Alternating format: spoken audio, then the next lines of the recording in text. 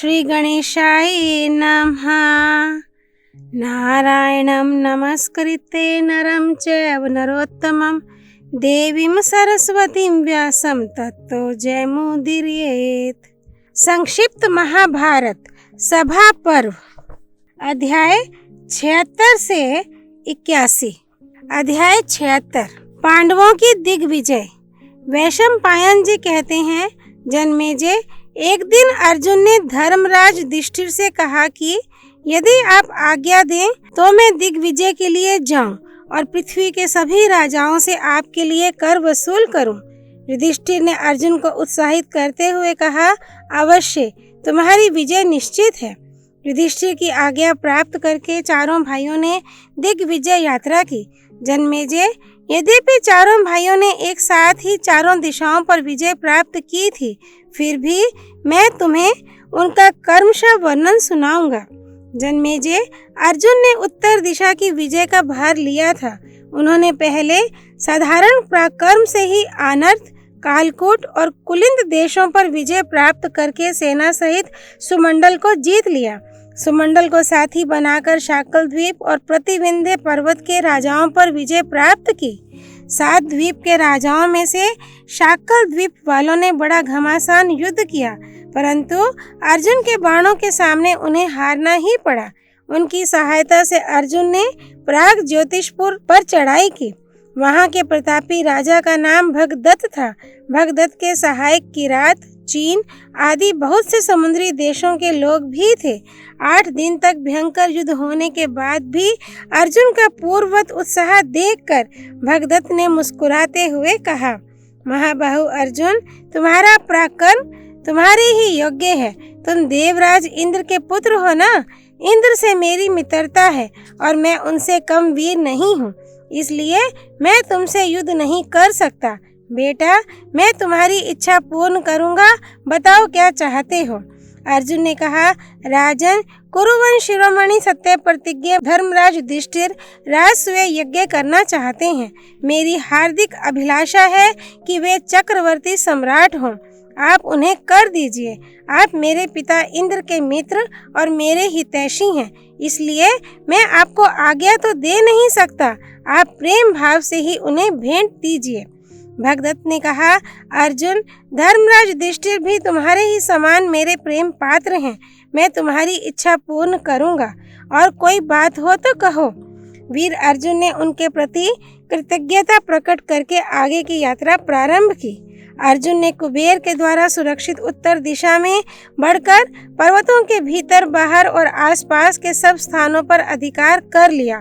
उल्लुक देश के राजा बृहंत ने घोर युद्ध करके हार मानी और वह अर्जुन की शरण में आया। अर्जुन ने बृहंत का राज्य उसी को सौंपकर उसकी सहायता से सेना बिंदु के देश पर धावा बोलकर उसे राज्यच्युत कर दिया। कर्मशा, मोदापुर, वामदेव, सुदामा, सुसंकुल और उत्तर उल्लुक देशों के राजाओं को वश में करके पंचगणों को अपने वश में किया। उन्होंने पौरव नाम के राजा को तथा पहाड़ी लुटेरों और मलेच्छों को, जो 7 प्रकार के थे, जीता। कश्मीर के वीर क्षत्रिय और 10 मंडलों का अध्यक्ष राजा लोहित भी उनके अधीन हो गए। त्रिगर्त, दारू और कोक नद के नरपति स्वयं शरणागत हुए।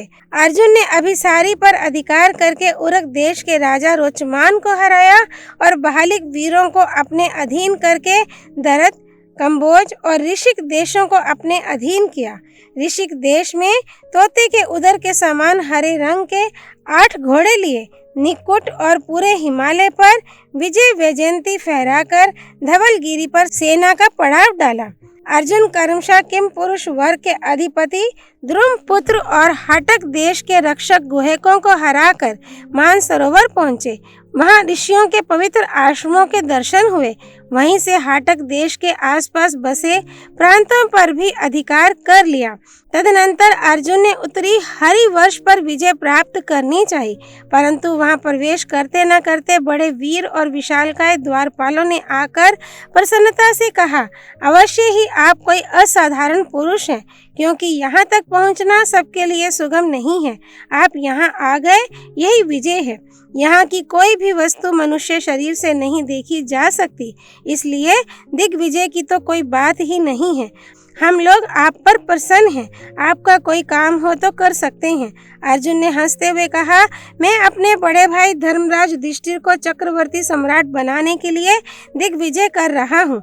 यदि तुम्हारे इस देश में मनुष्यों का आना जाना निषिद्ध है तो मैं इसमें नहीं घुसूंगा। तुम लोग केवल कुछ कर दे दो। हरिवंश के लोगों ने अर्जुन को कर रूप से अनेकों दिव्य वस्त्र, दिव्य आभूषण और मृग चर्म आदि दिए। इस प्रकार उत्तर दिशा पर विजय करके वीरवर अर्जुन महान चतुरंगिणी सेना के साथ बड़ी प्रसन्नता से इंद्रप्रस्थ लौट आए और सारा धन एवं सारे वाहन धर्मराज को सौंपकर उनकी आज्ञा से अपने महल में गए। जन्मेजय, अर्जुन के साथ ही भीमसेन भी धर्मराज की अनुमति से बहुत बड़ी सेना लेकर पूर्व दिशा के लिए चल पड़े थे। दशारण देश के राजा सुधर्मा ने बिना किसी शस्त्र के भीमसेन के साथ बाहु युद्ध किया। भीमसेन ने उसे परास्त कर उसकी वीरता से प्रसन्न हो अपना सेनापति बना लिया। उन्होंने कर्मशा, अश्वमेध, पुलिंद नगर आदि अधिकांश प्राच्य राज्यों पर अधिकार कर लिया। चेदी देश के राजा शिशुपाल से उन्हें युद्ध नहीं करना पड़ा। उसने संबंध के कारण धर्मराज के संदेश मात्र से ही कर देना स्वीकार कर लिया। तदनंतर भीमसेन ने कुमार देश के राजा श्रेणीमान को, कौशल देश के स्वामी बृहदबल को और अयोध्यापति धर्मात्मा दीर्घयज्ञ को अनायास ही वश में कर लिया। तत्पश्चात उत्तर कौशल, मलदेश और हिमालय तटवर्ती जलोद्भव देश के प्रांत अपने अधीन किए। काशीराज सुबाहु, सुपार्श्व, राजेश्वर कृत, मत्स्य एवं मल देश के वीरों एवं वसु भूमि को भी अपने अधिकार में कर लिया। पूर्वोत्तर के देशों में मदधार, सोमधेय एवं वस देश को भी उन्होंने ही अपने कब्जे में किया था। भर्ग देश के स्वामी निषाद राज और मणिमान पर विजय प्राप्त करके दक्षिण मल और भोगवान पर्वत पर भी उन्होंने कब्जा कर लिया। शर्मक और वर्मक पर विजय प्राप्त करने के बाद मिथिलाधीश को अधीन किया और वहीं से किरात राजाओं को भी अपने वश में कर लिया। सुह, प्रसुह, दंड, दंडधार आदि नरपति अनायास ही परास्त हो गए। गिरिव्रत से जरासंध नंदन सहदेव को साथ लेकर मोदाचल के राजा का संहार किया। पौंड्रक वासुदेव और कौशिक नदी के द्वीप में रहने वाला राजा भी पराजित हो गया। वंग देश के राजा समुद्रसेन, चंद्रसेन, करवटाधिपति, ताम्रलिप्त और सभी समुद्र तटवर्ती मलेच्छ भी उनके अधीन हो गए। इस प्रकार अनेक देशों पर विजय प्राप्त करके वीर भीमसेन लोहिते के पास आए। समुद्र तट और समुद्र के टापुओं में रहने वाले मलेच्छों ने बिना युद्ध के ही उन्हें तरह तरह के हीरे, मोती, मणि, माणिक्य, सोना, चांदी, ऊनी, सूती वस्त्र आदि दिए।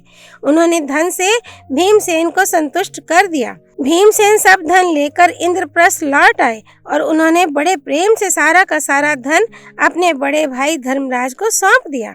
जन्मेजय, उसी समय सहदेव ने भी बहुत बड़ी सेना के साथ दिग्विजय के लिए दक्षिण की यात्रा की। उन्होंने कर्मशा, मथुरा, मत्स्य देश और अधिराज के अधिपतियों को वश में करके करत सामंत बना लिया। राजा सुकुमार और सुमित्र के बाद द्वितीय मत्स्य और पटचरों को जीता और बलपूर्वक निषाद भूमि, गोश्रृंग पर्वत और श्रेणीमान राजा को अपने वश में कर लिया। नर राष्ट्र पर विजय प्राप्त कर लेने के बाद कुंती भोज पर आक्रमण किया और उन्होंने सहर्ष धर्मराज का शासन स्वीकार कर लिया। इसके बाद सहदेव नर्मदा की ओर बढ़े। उधर उज्जैन के प्रसिद्ध वीर विंद और अनुविंद को हराकर वश में कर लिया।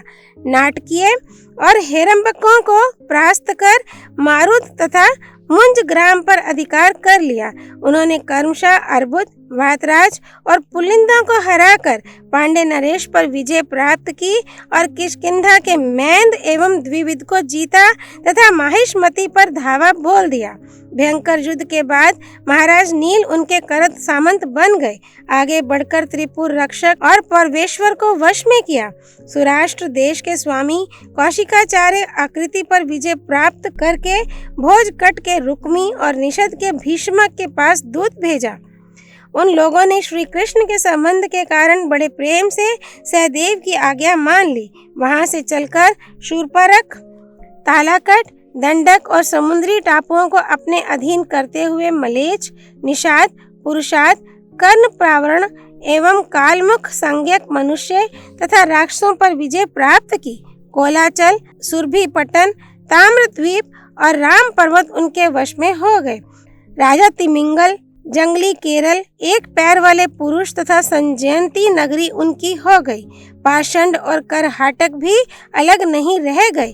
पांडे, द्रविड़, उंड, केरल, आंध्र, तालवन, कलिंग, उष्ट्रकर्णिक, आठवीपुरी और आक्रमणकारी यवनों की राजधानियां भी उनके वश में हो गईं। सहदेव ने दूत के द्वारा लंकाधिपति के पास संदेश भेजा और विभीषण ने बड़े प्रेम से उसे स्वीकार कर लिया। सहदेव ने इसे भगवान श्री कृष्ण की ही महिमा समझी। सभी स्थानों से उन्हें अनेकों प्रकार की वस्तुएं उपहार के रूप में प्राप्त हुई थीं। सब कुछ लेकर, सबको सामंत बनाकर बड़ी शीघ्रता से बुद्धिमान सहदेव इंद्रप्रस्थ लौट आए और सारी वस्तुएं धर्मराज को सौंपकर वे सुखपूर्वक इंद्रप्रस्थ में रहने लगे। जन्मेजय, नकुल ने भी उसी समय बड़ी भारी सेना लेकर पश्चिम दिशा की विजय के लिए प्रस्थान किया था। स्वामी कार्तिक के प्यारे धन, धान्य, गोधन आदि से परिपूर्ण रोहितक देश में वहां के मतमयूर शासकों के साथ उनका घोर संग्राम हुआ। अंत में नकुल ने मरुभूमि, शैरिशक और अन्न के भंडार महेतत देश पर पूर्ण अधिकार कर लिया। राजऋषि आक्रोश को वश में करके दशारण, शिबी, त्रिगर्त, अम्बष्ट, मालव, पंचकरपट, मध्यमक, वाटधान और द्विजों को जीत लिया। वहां से लौटकर पुष्कर वन के निवासी उत्सव संकेतों को, सिंधु तटवर्ती गंधर्वों को तथा सरस्वती तटवर्ती शूद्रों और आभीरों को वश में कर लिया। संपूर्ण पंचनद, अमर पर्वत, उत्तर ज्योतिष, दिव्यकट नगर और द्वारपाल उनके अधिकार क्षेत्र में आ गया। पश्चिम के रामठ, हार और हूण आदि राजा नकुल की आज्ञा मात्र से उनके अधीन हो गए। द्वारकावासी यदुवंशी और श्री कृष्ण ने बड़े प्रेम से नकुल का शासन स्वीकार किया। नकुल के मामा शल्य भी प्रेम से उनके अधीन हो गए। सबके धन रत्न की भेंट लेकर नकुल ने समुद्र के टापुओं में रहने वाले भयंकर मलेच्छ, पल्लव, बर्बर, किरात, यवन और शक राजाओं को वश में किया। सभी से सुंदर सुंदर वस्तुओं की भेंट लेकर वे खांडवप्रस्थ लौट आए। नकुल ने कर और उपहार में जो धनराशि प्राप्त की थी उसे 10,000 हाथी बड़ी कठिनाई से ढो सकते थे। इंद्रप्रस्थ में आकर उन्होंने वरुण द्वारा सुरक्षित और श्री कृष्ण द्वारा अधिकृत पश्चिम दिशा की जीत का सारा धन अपने बड़े भाई युधिष्ठिर को सौंप दिया। अध्याय 77 राजसूय यज्ञ का प्रारंभ। वैशंपायन जी कहते हैं, जन्मेजय, धर्मराज की सत्यनिष्ठा, प्रजा पालन में अनुराग और शत्रु संहार देखकर सारी प्रजा अपने अपने धर्म का पालन करने लगी। शास्त्र के अनुसार कर की वसूली और धर्म पूर्वक शासन करने से समय पर मनचाही वर्षा होने लगी। राष्ट्र सुख समृद्धि से भर गया। राजा के पुण्य प्रभाव से खेती बाड़ी, व्यापार और गौ रक्षा ठीक ठीक होने लगी। प्रजा में परस्पर की धोखेबाजी, चोरी और लूट का नाम भी नहीं था। राज कर्मचारी झूठ नहीं बोलते थे। धर्मराज के धर्माचरण से अतिवृष्टि, अनावृष्टि, रोग, अग्नि आदि का भय न रहा। लोग उनके पास भेंट देने या प्रिय कार्य करने के लिए ही आते, युद्ध आदि के लिए नहीं। धर्मानुकूल धन की आमदनी से कोष भरा पूरा एवं अक्षय हो रहा था। जब धर्मराज ने देखा कि मेरे अन्न, वस्त्र, रत्न आदि के भंडार सर्वथा पूर्ण हैं, तब उन्होंने यज्ञ करने का संकल्प किया। मित्रों ने उनसे अलग अलग और इकट्ठे होकर भी आग्रह किया कि यही यज्ञ करने का शुभ समय है, अब शीघ्र ही यज्ञ आरंभ कर देना चाहिए। जिन दिनों लोगों का आग्रह सीमा पर पहुंच गया था, उन्हीं दिनों भगवान श्री कृष्ण स्वयं ही वहां पधार गए। जन्मेजय, भगवान श्री कृष्ण स्वयं ही नारायण हैं। वे ही वेद स्वरूप हैं और बड़े बड़े ज्ञानियों के ध्यान में आने वाले हैं। जड़ चेतन में जगत में वे सबसे श्रेष्ठ एवं विश्व ब्रह्मांड के उद्गम स्थान तथा परले स्थान हैं। वे भूत, भविष्य, वर्तमान के स्वामी, दैत्य नाशक, भक्त वत्सल एवं आपातकाल में शरण देने वाले हैं। भगवान श्री कृष्ण अपने भक्त युधिष्ठिर पर कृपा करने के लिए असंख्य धन, अक्षय रतन राशि और महान सेना लेकर रथ की ध्वनि से दिग्दिगंत को मुखरित करते हुए इंद्रप्रस्थ में आ पहुँचे। सबने उनकी अगवानी करके उनका यथोचित सत्कार किया। धर्मराज युधिष्ठिर अपने भाई, पुरोहित धौम्य और श्री कृष्ण द्वैपायन आदि ऋषियों के साथ उनके पास गए तथा विश्राम, कुशल प्रश्न आदि के अनंतर उनसे बोले, भैया श्री कृष्ण, ये सारा भूमंडल आपकी कृपा प्रसाद से ही हमारे अधीन हुआ है। बहुत सी धन संपत्ति भी हमें प्राप्त हुई है। ये सब आपके लिए ही है। अब मैं चाहता हूँ कि इसके द्वारा विधि पूर्वक हवन और ब्राह्मण भोजन संपन्न हो। अब आप मेरे अभिलाषित राजसूय यज्ञ के लिए मुझे अनुमति दीजिए। गोविंद, अब आप यज्ञ की दीक्षा ग्रहण कीजिए। आपके यज्ञ से मैं निष्पाप हो जाऊंगा, अथवा मुझे ही यज्ञ दीक्षा लेने की अनुमति दीजिए। आपकी इच्छा के अनुसार ही सारा कार्य संपन्न होगा। भगवान श्री कृष्ण ने युधिष्ठिर के गुणों का वर्णन करते हुए कहा, महाराज, आप सम्राट हैं, आपको ही यह महायज्ञ करना चाहिए। अब आप इस यज्ञ की दीक्षा लीजिए। युधिष्ठिर ने विनय पूर्वक कहा, ऋषिकेश, आप मेरी इच्छा के अनुसार स्वयं ही आ गए हैं। इतने से ही मेरा संकल्प सिद्ध हो गया। अब यज्ञ संपन्न होने में कोई संदेह नहीं रहा। अब धर्मराज युधिष्ठिर ने सहदेव और मंत्रियों को आज्ञा दी कि ब्राह्मणों के एवं पुरोहित धौम्य के आज्ञा अनुसार यज्ञ की सारी सामग्री शीघ्र ही मंगवाई जाए। अभी धर्मराज युधिष्ठिर की बात पूरी भी नहीं हो पाई थी कि सहदेव ने नम्रता से निवेदन किया, प्रभु, आपकी आज्ञा से पहले ही ये काम हो चुका है। इसी समय महर्षि श्री कृष्ण द्वैपायन तेजस्वी, तपस्वी और वेदज्ञ ब्राह्मणों को ले आए। वे स्वयं यज्ञ के ब्रह्मा बने और सुसामा सामवेद के उद्गाता, ब्रह्मज्ञानी याज्ञवल्क्य के अध्वर्यु हुए। पैल और धौम्य होता इन ऋषियों के वेद वेदांग पारदर्शी शिष्य एवं पुत्र सदस्य हुए। स्वस्ति वाचन के अनंतर यज्ञ की शास्त्रोक्त विधि के संबंध में परस्पर विचार करके विशाल यज्ञशाला का पूजन किया गया। शिल्पकारों ने आज्ञा के अनुसार देव मंदिरों के समान बहुत से सुगंधित भवनों का निर्माण किया। अब धर्मराज ने सहदेव को यह आज्ञा दी कि निमंत्रण देने के लिए दूत भेजो। सहदेव ने दूतों को भेजते समय कह दिया कि देश के समस्त ब्राह्मण एवं क्षत्रियों को निमंत्रण दे आओ तथा वैश्य और सम्माननीय शूद्रों को साथ ही ले आओ। दूतों ने वैसा ही किया। जन्मेजय ब्राह्मणों ने ठीक समय पर धर्मराज को राजसूय यज्ञ की दीक्षा दी। उन्होंने सहस्त्रों ब्राह्मण, भाई, सगे संबंधी, सखा सहचर, समागत क्षत्रिय और मंत्रियों के साथ मूर्तिमान धर्म के समान यज्ञशाला में प्रवेश किया। चारों ओर से शास्त्र पारंगत, वेद वेदांत में निपुण झुंड के झुंड ब्राह्मण आने लगे। उनके निवास के लिए हजारों कारीगरों के द्वारा अलग अलग ऐसे स्थान बनवाए गए थे जो अन्न, जल, वस्त्र आदि से परिपूर्ण एवं सब ऋतुओं के योग्य सुखकर सामग्री से परिपूर्ण थे। उन निवास स्थानों में ब्राह्मण कथा वार्ता एवं भोजन आदि प्रसन्न चित्त से करते रहते थे। जब देखो वहाँ यही कोलाहल हो रहा है, दीजिए दीजिए, लीजिए लीजिए। धर्मराज युधिष्ठिर ने भीष्म, धृतराष्ट्र आदि को बुलाने के लिए नकुल को हस्तिनापुर भेजा। उन्होंने वहां जाकर सबको सत्कार पूर्वक विनय के साथ निमंत्रण दिया और वे लोग बड़ी प्रसन्नता से निमंत्रण स्वीकार करके ब्राह्मणों के साथ वहां आए। पितामह भीष्म, आचार्य द्रोण, प्रज्ञाचक्षु धृतराष्ट्र, महात्मा विदुर, कृपाचार्य, दुर्योधन आदि सभी कौरव, गांधार देश के राजा सुबल, शकुनी, अचल, वृषक, कर्ण, शल्य, बालिक, सोमदत्त, भूरि, भूरिश्रवा, शल, अश्वत्थामा, जयद्रथ, द्रुपद, धृष्टद्युम्न, शाल्व, भगदत्त, पर्वतीय प्रदेश के नरपति, भृद्धल, पौंड्रक, वासुदेव, कुंतीभोज, कलिंगाधिपति, वंग, आकर्ष, कुंतल, मालव, आंध्र, द्रविड़, सिंहल, कश्मीर आदि देशों के राजा, गौरवहन, भालिक देश के राजा, विराट और उनके पुत्र, मावेल, शिशुपाल और उसके लड़के, सबके सब यज्ञ भूमि में आए। यज्ञ में समागत राजा और राजकुमारों की गणना कठिन है। सभी बहुमूल्य भेंट ले लेकर आए थे। बलराम, अनिरुद्ध, कंक, सारण, गद, प्रद्युम्न, साम, चारुदेशन, उल्मुख आदि समस्त यादव महारथी भी आए। धर्मराज की आज्ञा से सभी समागत राजाओं को सत्कार पूर्वक अलग अलग स्थानों में ठहराया गया। उनके लिए जो स्थान बनवाए गए थे उनमें खाने पीने की सारी सामग्री, बावलियां और हरे भरे नयन मनोहर वृक्ष थे। स्वागत सत्कार के बाद सब लोग अपने अपने निवास स्थानों में ठहर गए।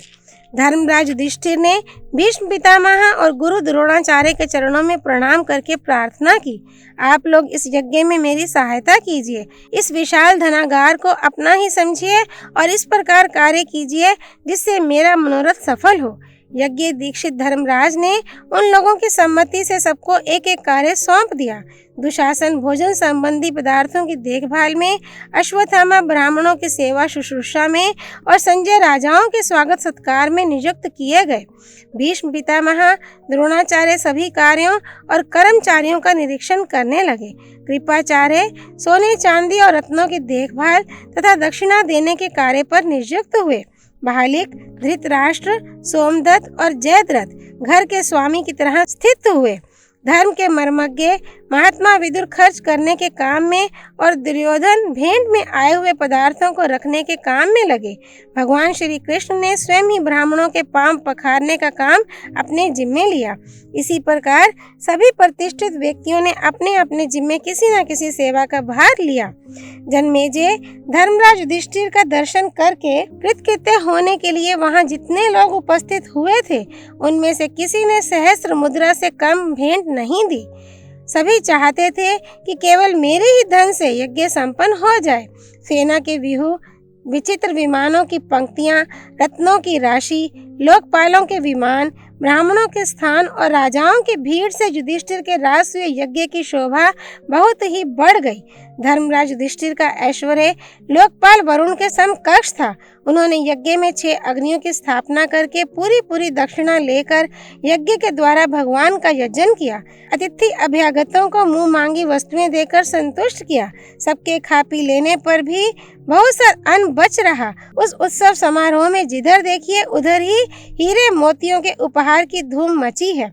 महर्षि एवं मंत्र कुशल ब्राह्मणों ने उत्तम रीति से घृत, तिल, शाकल्य आदि की आहुति लेकर देवताओं को निहाल कर दिया। दक्षिणा में बहुत सा धन पाकर ब्राह्मण भी संतुष्ट हो गए। जन्मेजय कहाँ तक कहें, उस यज्ञ से सभी को तृप्ति मिली। अध्याय 78 भगवान श्री कृष्ण की अग्र पूजा। वैशंपायन जी कहते हैं, जन्मेजय यज्ञ के अंत में अभिषेक के दिन सत्कार के योग्य महर्षि और ब्राह्मणों ने यज्ञशाला की अंतर्वेदी में प्रवेश किया। नारद आदि महात्मा राजर्षियों के साथ बड़े ही शोभायमान हो रहे थे। वह अंतर्वेदी ऐसी जान पड़ती मानो ताराओं से भरा आकाश ही हो। उस समय वहां न कोई शूद्र था और ना तो दीक्षाहीन द्विज ही।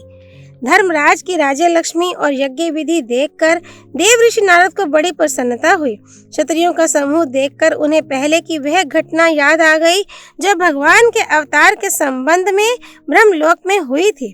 उन्हें राजाओं का समागम ऐसा जान पड़ने लगा कि इन रूपों में देवता ही इकट्ठे हुए हैं। अब उन्होंने मन ही मन कमल नयन भगवान श्री कृष्ण का स्मरण किया। देव ऋषि नारद सोचने लगे, धन्य है सर्वव्यापक असुर विनाशक अंतर्यामी भगवान नारायण ने अपनी प्रतिज्ञा पूर्ण करने के लिए क्षत्रियों में अवतार ग्रहण किया है।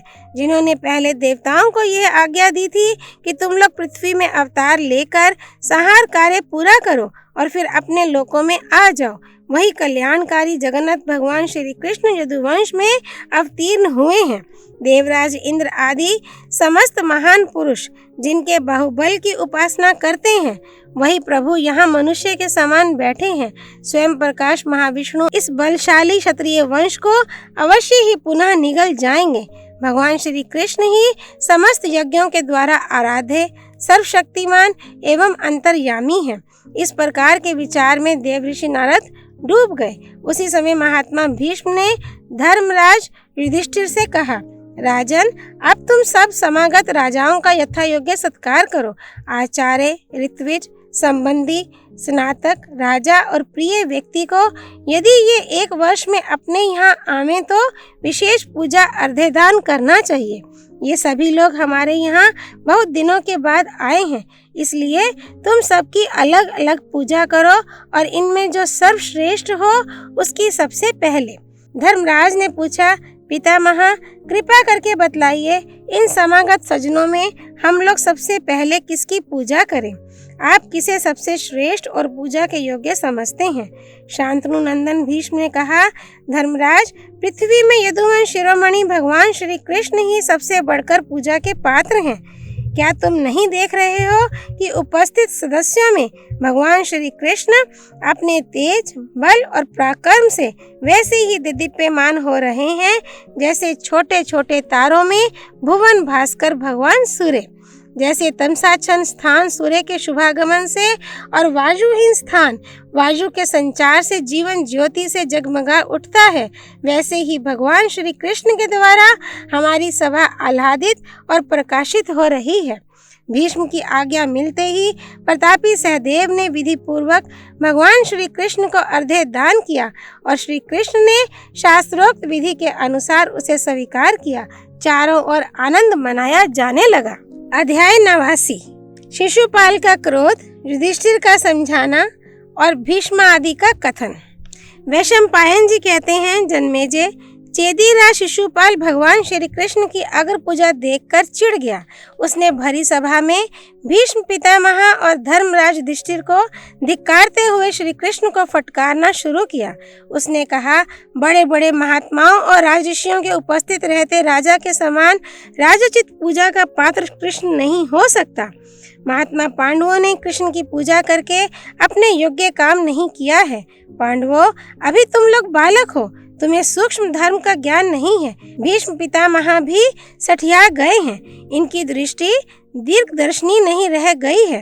भीष्म, तुम्हारे जैसे धर्मात्मा पुरुष भी जब मनमाना काम करने लगते हैं तो जगत में अपमानित होते हैं। कृष्ण राजा नहीं है, फिर यह राजाओं में सम्मान का पात्र कैसे हो सकता है? ये आयु में भी तो सबसे वृद्ध नहीं है। इसके पिता वसुदेव अभी जीवित हैं। यदि इसे अपना सच्चा हितैषी और अनुकूल समझकर तुम लोगों ने इसकी पूजा की हो तो क्या यह द्रुपद से बढ़कर है? यदि तुम लोग कृष्ण को आचार्य मानते हो तो भी द्रोणाचार्य की उपस्थिति में इसकी पूजा सर्वथा अनुचित है। ऋत्विज की दृष्टि से भी सबसे पहले विद्या वयोवृत भगवान श्री कृष्ण द्वैपायन की ही पूजा होनी चाहिए थी।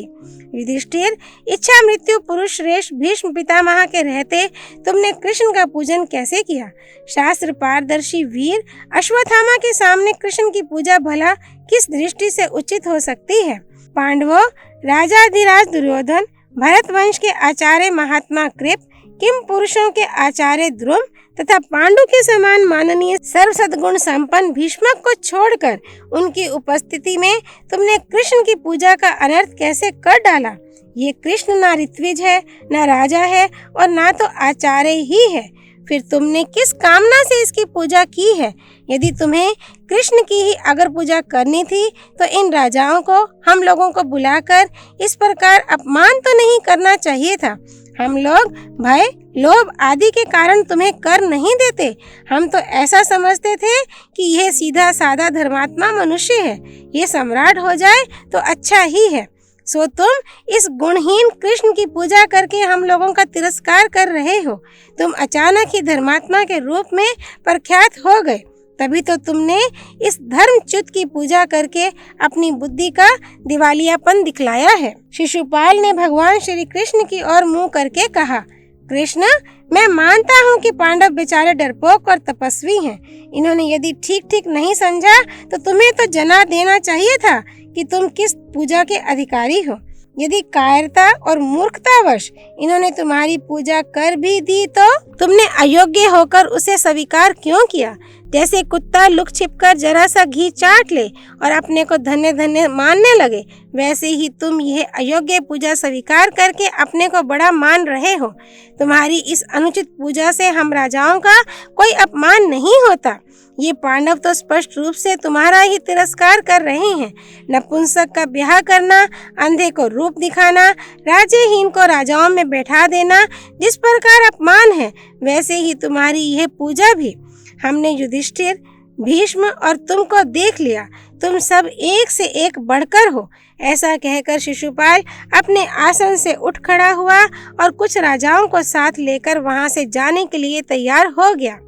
धर्मराज युधिष्ठिर ने तत्क्षण शिशुपाल के पास जाकर समझाते हुए मधुर वाणी से कहा, राजन, आपका कहना उचित नहीं है।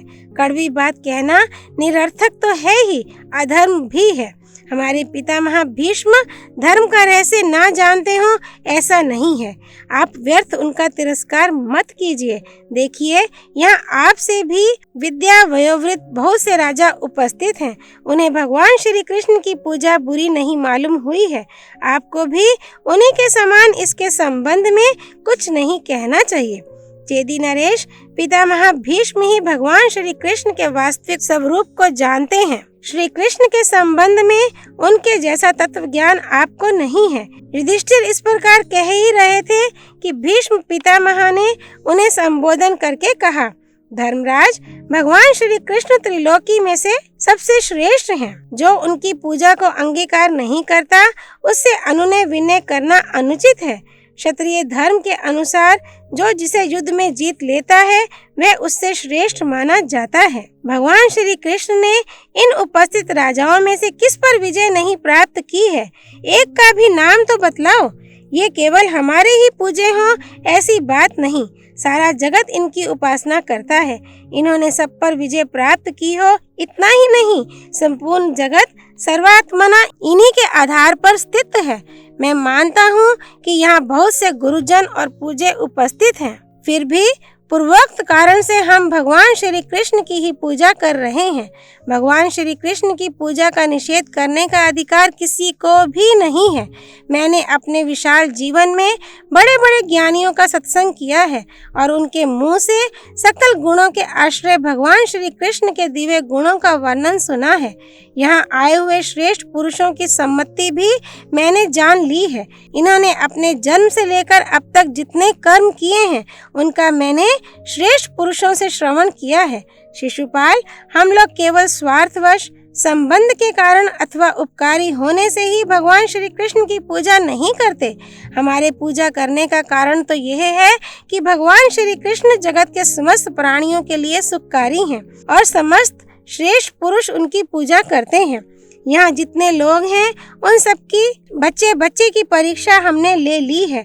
यश, शूरता और विजय में कोई भी भगवान श्री कृष्ण के समान नहीं है। ज्ञान और बल दोनों ही दृष्टियों से भगवान श्री कृष्ण से बढ़कर कहीं कोई नहीं है। दान, कौशल, शास्त्र ज्ञान, शूरता, संकोच, कीर्ति, बुद्धि, विनय, लक्ष्मी, धैर्य, तुष्टि और पुष्टि, सभी गुण भगवान श्री कृष्ण में नित्य निरंतर निवास करते हैं।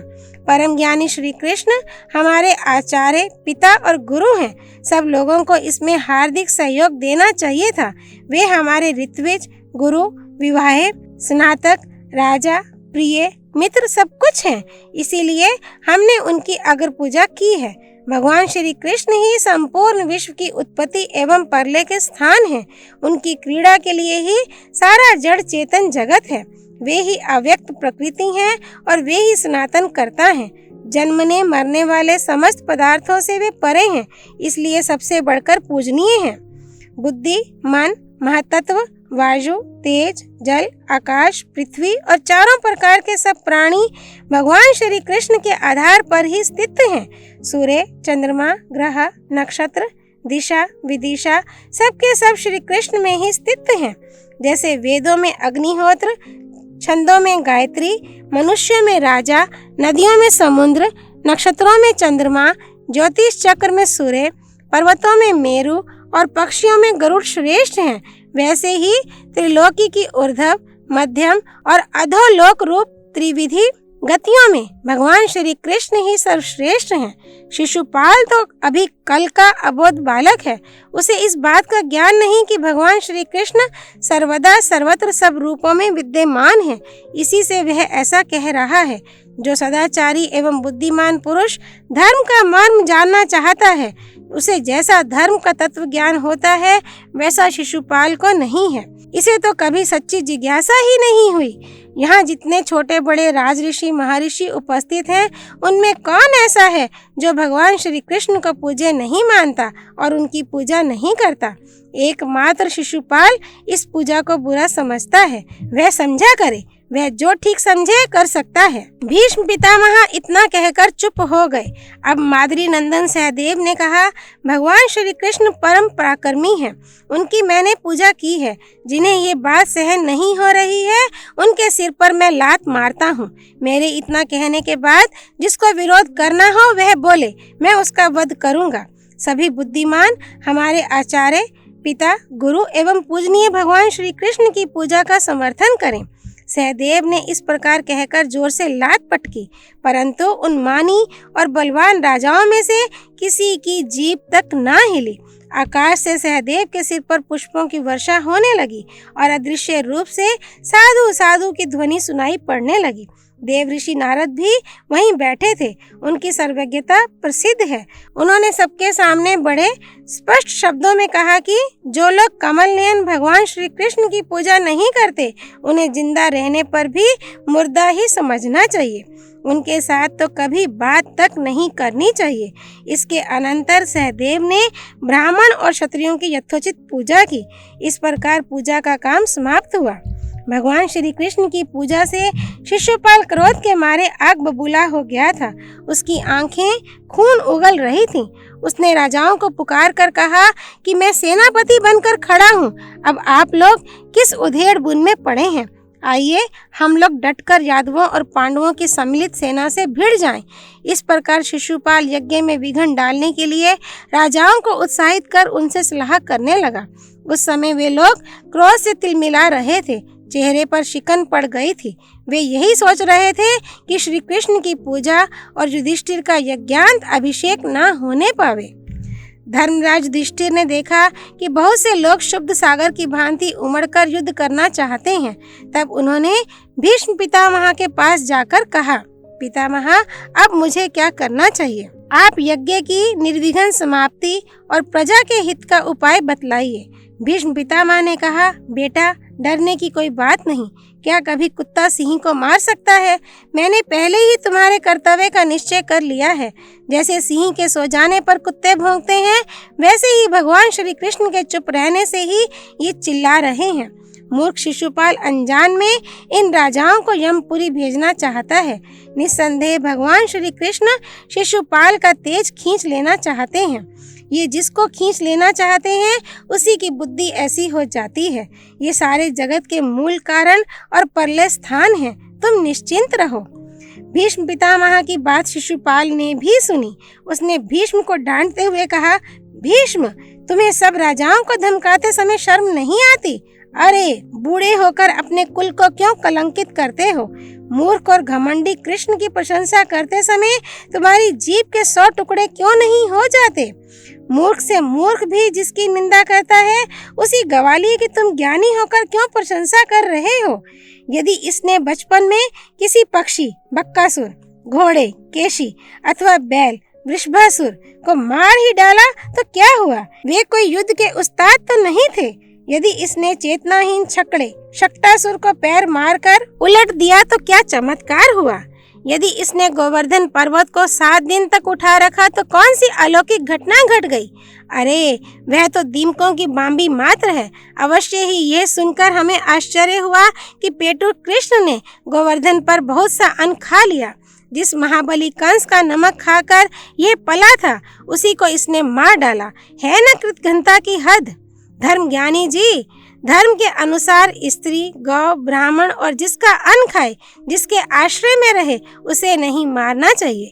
जिसने जन्मते ही स्त्री पूतना को मार डाला उसे ही तुम जगतपति बतलाते हो। बुद्धि की बलिहारी है। अजी तुम्हारे कहने से ये कृष्ण भी अपने को वैसा ही मानने लगा। अजी धर्मध्वजी, तुमने अपने स्वभाव की नीचता के कारण ही पांडवों को ऐसा बना दिया है। तुमने धर्म की आड़ में जो जो दुष्कर्म किए हैं वे क्या कभी किसी ज्ञानी के द्वारा किए जा सकते हैं?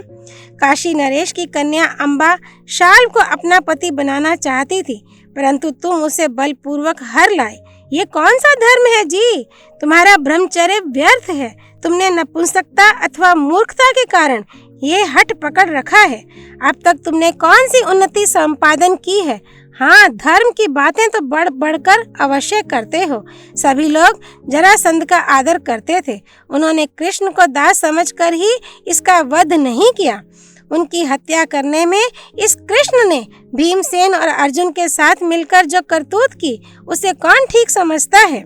आश्चर्य तो ये है कि तुम्हारी बातों में आकर पांडव भी कर्तव्यच्युत हो रहे हैं। क्यों ना हो तुम्हारे जैसे नपुंसक, पुरुषार्थहीन और बूढ़े जब सम्मति देने वाले हों, तब ऐसा होना ही चाहिए। शिशुपाल की रूखी और कठोर बातें सुनकर प्रतापी भीमसेन क्रोध से तिलमिला उठे। सबने देखा कि भीमसेन परले कालीन काल के समान दांत पीस रहे हैं। वे क्रोध में आकर शिशुपाल पर टूटना ही चाहते थे कि महाबाहु भीष्म ने उन्हें रोक लिया। इतना सब होने पर भी शिशुपाल टस से मस नहीं हुआ। वह डटा ही रहा। उसने हंसकर कहा, भीष्म छोड़ दो इसे। अभी अभी सब लोग देखेंगे कि ये मेरे क्रोध की आग में पतंगे की भांति भस्म हो रहा है। भीष्म पितामह ने शिशुपाल की बात की ओर कोई ध्यान नहीं दिया। वे भीमसेन को समझाने लगे। अध्याय 80। शिशुपाल की जन्म कथा और वध। भीष्म पितामह ने कहा, भीमसेन, ये शिशुपाल जब चेदी राज के वंश में पैदा हुआ तब इसके 3 नेत्र थे और 4 भुजाएं थी। पैदा होते ही ये गधों के समान रेंकने चिल्लाने लगा था। सगे संबंधी इसकी यह दशा देखकर डर गए और इसके त्याग का विचार करने लगे। माता पिता, मंत्री आदि का एक ही विचार देखकर आकाशवाणी हुई, राजन, तुम्हारा ये पुत्र बड़ा श्रीमान और बली होगा। इससे डरो मत, निश्चिंत होकर इसका पालन करो। माता ये सुनकर प्रेम में पक गई। उसने हाथ जोड़कर कहा, जिसने मेरे पुत्र के संबंध में ये भविष्यवाणी की है, वह चाहे कोई हो, स्वयं भगवान, देवता अथवा अन्य, मैं उसे प्रणाम करती हूँ और उससे इतना और जानना चाहती हूँ कि मेरे पुत्र की मृत्यु किसके हाथों होगी। आकाशवाणी ने दोबारा कहा, जिसकी गोद में जाने पर तुम्हारे पुत्र की 2 अधिक भुजाएं गिर पड़े और जिसे देखने मात्र से तीसरा नेत्र लुप्त हो जाए, उसी के हाथों इसकी मृत्यु होगी। उस समय इस विचित्र शिशु का समाचार सुनकर पृथ्वी के अधिकांश राजा इसे देखने के लिए आए थे। चेदी राज ने सबका यथोचित सत्कार करके बालक शिशुपाल को सबकी गोद में रखा, परंतु न अधिक भुजाएं गिरी और न तो तीसरा नेत्र लुप्त हुआ। भगवान श्री कृष्ण और महाबली बलराम भी अपनी बुआ से मिलने और उनके लड़के को देखने के लिए चेदीपुरी में आए। प्रणाम, आशीर्वाद और कुशल मंगल के पश्चात स्वागत सत्कार हुआ। अनंतर बुआ ने अपने भतीजे श्री कृष्ण की गोद में प्रेम से अपना बालक रख दिया। उसी समय उसकी अधिक 2 भुजाएं गिर गईं और तीसरा नेत्र गायब हो गया। शिशुपाल की माता व्याकुल एवं भयभीत होकर श्री कृष्ण से कहने लगी, श्री कृष्ण, मैं तुमसे डर गई हूँ। तुम आर्तों को आश्वासन और भयभीतों को अभय देते हो, इसलिए मुझे एक वर दो। तुम मेरी ओर देखकर शिशुपाल के सारे अपराध क्षमा कर देना। बस मैं केवल इतना ही वर मांगती हूँ। श्री कृष्ण ने कहा, बुआ जी, तुम शोक मत करो। मैं तुम्हारे पुत्र के ऐसे 100 अपराध भी क्षमा कर दूंगा जिनके बदले इसे मार डालना चाहिए। भीमसेन, इसी से कुल कलंक शिशुपाल ने आज भरी सभा में मेरा तिरस्कार किया है। भला और किस राजा की ऐसी हिम्मत है जो इस प्रकार मेरा अपमान कर सके। ये कुल कलंक अब काल के गाल में है। इस समय ये मूर्ख हम लोगों को कुछ ना समझकर सिंह के समान दहाड़ रहा है, परंतु इसे पता नहीं कि कुछ ही क्षणों में श्री कृष्ण अपने इस तेज को ले लेना चाहते हैं। भीष्म की बात शिशुपाल से सही नहीं गई। वह क्रोध से जलकर कहने लगा, भीष्म, तुम भाट के समान बार बार जिसका गुणगान कर रहे हो, वह कृष्ण क्यों नहीं मुझ पर अपना प्रभाव दिखलाता? हम तो निश्चय ही उससे द्वेष करते हैं। यदि तुम्हारी आदत ही प्रशंसा करने की है तो दूसरों की प्रशंसा क्यों नहीं करते? दरदराज बाहिली की स्तुति करो, जिसके जन्मते ही पृथ्वी कांप उठी थी। अंग बंगाधिपति, कर्ण, महारथी द्रोण और अश्वत्थामा, इनकी भरपेट स्तुति कर लो। क्या तुम्हें प्रशंसा करने के लिए कोई मिलता ही नहीं? तुम अपने मन से ही भोजपति कंस के चरवाहे दुरात्मा कृष्ण को ही सब कुछ मानकर बातें बघार रहे हो। वास्तव में इन राजाओं की दया से ही तुम जी रहे हो। ये चाहें तो अभी तुम्हारे प्राण ले लें। सचमुच तुम बहुत ही खोटे हो। भीष्म पितामह ने कहा, शिशुपाल, तू कहता है कि मैं राजाओं की दया से जीवित हूँ, परंतु मैं इन राजाओं को तृण के बराबर भी नहीं समझता। हमने जिन श्री कृष्ण की पूजा की है वे सबके सामने ही बैठे हैं। जो मरने के लिए उतावले हो रहे हों वे चक्र गदाधारी श्री कृष्ण को युद्ध के लिए ललकारते क्यों नहीं? मैं दावे के साथ कहता हूँ कि उनको ललकारने वाला रणभूमि में धराशायी होगा और उसे उन्हीं के शरीर में स्थान मिलेगा। शिशुपाल जोश में आकर श्री कृष्ण की ओर रुक करके बोला, कृष्ण, मैं तुम्हें ललकारता हूँ, आओ मुझसे भिड़ जाओ, मैं पांडवों के साथ तुम्हें यमपुरी भेज दूं। पांडवों ने मूर्खतावश तुम्हारे जैसे दास, मूर्ख और अयोग्य की पूजा की है, अब तुम लोगों का वध ही उचित है। शिशुपाल की बात समाप्त होने पर भगवान श्री कृष्ण ने बड़ी गंभीरता से मधुर शब्दों में कहा, राजाओं, ये हम लोगों का संबंधी है, फिर भी हमसे बड़ी शत्रुता रखता है। इसने हम यदुवंशियों का सत्यानाश करने में कोई कोर कसर नहीं की। इस दुरात्मा ने मेरे प्राग ज्योतिषपुर चले जाने पर बिना किसी अपराध के ही द्वारकापुरी जला देने की चेष्टा की। जिस समय भोजराज रैवतक पर्वत पर विहार करने के लिए गए हुए थे, इसने उनके सभी साथियों को मार डाला अथवा बांधकर अपनी राजधानी में ले गया।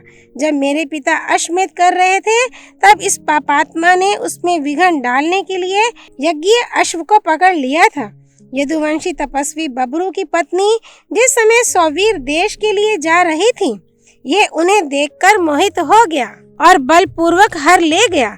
इसकी ममेरी बहन भद्रा करुष राज के लिए तपस्या कर रही थी, परंतु इसने छल से रूप बदलकर उसे हर लिया। ये सब देख सुनकर मुझे बड़ा कष्ट होता था, परंतु अपनी बुआ की बात मानकर मैं अब तक सहता रहा। आज यह दुष्ट आप लोगों के सामने ही विद्यमान है। यहाँ इसने भरी सभा में मेरे प्रति जैसा व्यवहार किया है वह आप लोग देख ही रहे हैं। इससे आप लोग समझ सकते हैं कि आप लोगों की अनुपस्थिति में इसने क्या किया होगा। आज इसने इस आदरणीय राज समाज के बीच में घमंडवश जो दुर्व्यवहार किया है उसे मैं कदापि सहन नहीं कर सकता। भगवान श्री कृष्ण इस प्रकार कह ही रहे थे कि शिशुपाल उठकर खड़ा हो गया और ठठा ठठा कर हंसने लगा। उसने कहा, कृष्ण, यदि तुझे 100 बार गरज हो तो मेरी बात सुन और सह, ना गरज हो तो जो चाहे कर ले। तेरे क्रोध या प्रसन्नता से ना मेरी कुछ हानि है और ना तो लाभ। जिस समय शिशुपाल इस प्रकार कह रहा था उसी समय भगवान श्री कृष्ण ने चक्र का स्मरण किया। स्मरण करते न करते चक्र उनके हाथ में चमकने लगा। भगवान श्री कृष्ण ने ऊंचे स्वर से कहा, नरपतियों, मैंने इसे अब तक जो क्षमा किया था इसका कारण ये था कि मैंने इसकी माता की प्रार्थना से इसके 100 अपराध क्षमा करने की बात स्वीकार कर ली थी। अब मेरे वचन के अनुसार संख्या पूरी हो गई, इसलिए आप लोगों के सामने ही इसका सिर धड़ से अलग किए देता हूँ। भगवान श्री कृष्ण ने ये कहकर बिना विलंब उसी चक्र से शिशुपाल का सिर काट डाला और सब लोगों के देखते देखते ही वह वज्रविद पर्वत के समान धराशायी हो गया। उस समय राजाओं ने देखा कि शिशुपाल के शरीर से सूर्य के समान प्रकाशमान एक श्रेष्ठ ज्योति निकली। उसने जगत वंदित कमल लोचन भगवान श्री कृष्ण को प्रणाम किया और लोगों के देखते देखते ही वह उनमें समा गई। वह अद्भुत घटना देखकर उपस्थित जनता आश्चर्यचकित हो गई। सभी एक स्वर से भगवान श्री कृष्ण की प्रशंसा करने लगे। धर्मराज युधिष्ठिर की आज्ञा से भीमसेन आदि ने तत्काल उसके प्रेत संस्कार का प्रबंध किया। तदनंतर राजा युधिष्ठिर ने सभी नरपतियों के साथ शिशुपाल के पुत्र का चेदी राजे पर अभिषेक कर दिया। अध्याय 81। राजसूय यज्ञ की समाप्ति। वैशंपायन जी कहते हैं, जन्मेजय, परम प्रतापी युधिष्ठिर का यज्ञ समस्त ऐश्वर्यों से परिपूर्ण था। उसे देखकर उत्साही वीरों को बड़ी प्रसन्नता हुई। उसमें आने वाले विघ्न अपने आप शांत हो गए। सारे कर्म सुखपूर्वक हुए। धन संपत्ति आवश्यकता से अधिक आई। असंख्य मनुष्यों और प्राणियों के खाते पीते रहने पर भी अन्न के गोदाम भरे रहे। इसका कारण यही था कि स्वयं भगवान श्री कृष्ण उसके संरक्षक थे। धर्मराज युधिष्ठिर ने बड़ी प्रसन्नता से वह यज्ञ पूर्ण किया। जब तक यज्ञ समाप्त नहीं हो गया तब तक सर्वशक्तिमान शार्ंग चक्र गदाधारी भगवान श्री कृष्ण उसकी रक्षा में तत्पर रहे। जब धर्मराज युधिष्ठिर यज्ञांत में अभृत स्नान कर चुके तब सभी राजाओं ने उनके पास आकर कहा, धर्मज्ञ सम्राट, ये बड़े सौभाग्य की बात है कि आपका यज्ञ निर्विघ्न समाप्त हो गया। आपने सम्राट पद प्राप्त करके अजमीढ़ वंशी राजाओं का यश उज्जवल किया। राजेंद्र, इस यज्ञ के द्वारा महान धर्मानुष्ठान संपन्न हुआ है। इस यज्ञ में हम लोगों का भी सब प्रकार से आतिथ्य सत्कार हुआ है, किसी प्रकार की त्रुटि नहीं हुई है। आज्ञा दीजिए, अब हम लोग अपनी अपनी राजधानी में जाएं। धर्मराज ने उनकी प्रार्थना स्वीकार करके उन्हें सीमा तक पहुंचा आने के लिए भाइयों को नियुक्त किया और कहा, अच्छा पधारिए, आप लोगों का मंगल हो। भीमसेन, अर्जुन आदि ने बड़े भाई की आज्ञा से प्रत्येक राजा को सत्कार पूर्वक विदा किया। जब सब राजा और ब्राह्मण वहां से पधार गए तब भगवान श्री कृष्ण ने धर्मराज युधिष्ठिर से कहा, राजेंद्र, बड़े सौभाग्य की बात है कि आपका राजसूय महायज्ञ सकुशल समाप्त हुआ। अब मैं द्वारका जाने के लिए आपकी आज्ञा चाहता हूँ। धर्मराज ने कहा, आनंद कंद गोविंद, ये यज्ञ तो केवल आपके अनुग्रह से ही पूरा हुआ है। ये आपकी कृपा का ही प्रत्यक्ष फल है कि सब राजाओं ने मेरी अधीनता स्वीकार करके कर दिया और स्वयं इस यज्ञ में उपस्थित हुए। सच्चिदानंद स्वरूप श्री कृष्ण, मेरी वाणी आपको जाने के लिए कैसे कहे? आपके बिना मुझे एक क्षण के लिए भी कहीं आनंद नहीं मिलता, परंतु करूं क्या, लाचारी है। आपको द्वारका भी तो जाना ही पड़ेगा। तदनंतर भगवान श्री कृष्ण धर्मराज को साथ लेकर अपनी बुआ कुंती के पास गए और बड़ी प्रसन्नता से बोले, बुआ जी, आपके पुत्रों ने सम्राट का पद प्राप्त कर लिया। इनका मनोरथ पूरा हो गया, धन संपत्ति भी बहुत अधिक मिल गई। अब आप प्रसन्नता से रहिए, मैं आपकी आज्ञा लेकर द्वारका जाना चाहता हूँ। इस प्रकार सुभद्रा और द्रौपदी को भी प्रसन्न कर भगवान श्री कृष्ण महल से बाहर आए। स्नान जप आदि करके ब्राह्मणों से स्वस्ति वाचन कराया। इसी समय दारुक मेघ के समान श्यामवन रथ सजाकर ले आया। उदार शिरोमणि भगवान श्री कृष्ण गरुड़ ध्वज रथ के पास पधारे, प्रदक्षिणा की और उस पर सवार हो गए। रथ रवाना हुआ। धर्मराज युधिष्ठिर अपने छोटे भाइयों के साथ पैदल ही रथ के पीछे पीछे चलने लगे। कमल नयन भगवान श्री कृष्ण ने क्षण भर रथ रोककर धर्मराज से कहा, राजेंद्र, जैसे मेघ समस्त प्राणियों की रक्षा करता है, जैसे विशाल वृक्ष सभी पक्षियों को आश्रय देता है, वैसे ही आप बड़ी सावधानी से प्रजा का पालन कीजिए। जैसे सभी देवता देवराज इंद्र का अनुगमन करते हैं, वैसे ही आपके सभी भाई आपकी इच्छा पूर्ण करें। इस प्रकार एक दूसरे से कह सुन और मिल भेंट कर श्री कृष्ण और पांडव अपने अपने स्थान पर चले गए। ओम तत्सत। नारायण स्वरूप भगवान श्री कृष्ण की जय। भगवती सरस्वती की जय। भगवान व्यास अवतार परम ऋषि श्री कृष्ण द्वैपायन की जय। श्री हरि अर्पणमस्तु।